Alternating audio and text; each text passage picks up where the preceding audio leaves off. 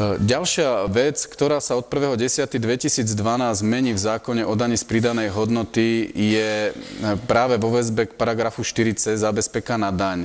Doteraz vieme, že správca dane, alebo teda daňový úrad je povinný zaregistrovať zdaniteľnú osobu, ktorá požiada o registráciu do 30 dní od doručenia žiadosti. Takto je to v zákone a takto to aj v zákone naďalej zostáva.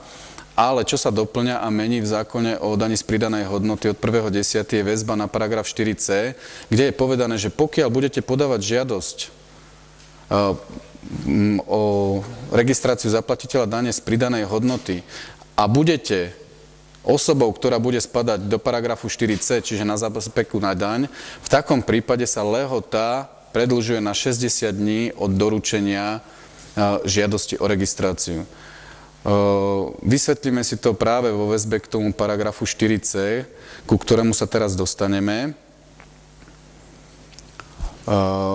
Paragraf 4c bude definovať zábezpeku na daň ja to hovorím, že k dvom druhom osôb, a to k dlžníkom a k začínajúcim. Ja som to takto jednoducho pomenoval. Zábezpeka ako taká sa bude skladať buď finančne, alebo bankovou zárukou bez výhrad. To znamená, že pokiaľ sa dohodnete s bankou, nebude to mať nejaký vplyv na váš cash flow v prípade, že budete povinni skladať zábezpeku. V prípade, že banka nepristúpi na nejaké podmienky bankovej záruky, budete musieť ju zložiť na základe rozhodnutia tú finančnú zábezpeku na účet správcu dane. Hej. Chcem podotknúť k tej zábezpeke, že to sa netýka automaticky každej tej osoby, ktorá po 1.10.2012 ide sa stať platiteľom dane z pridanej hodnoty, lebo sa tak rozhodol, tak bude musieť zložiť zábezpeku. Hej, to neplatí.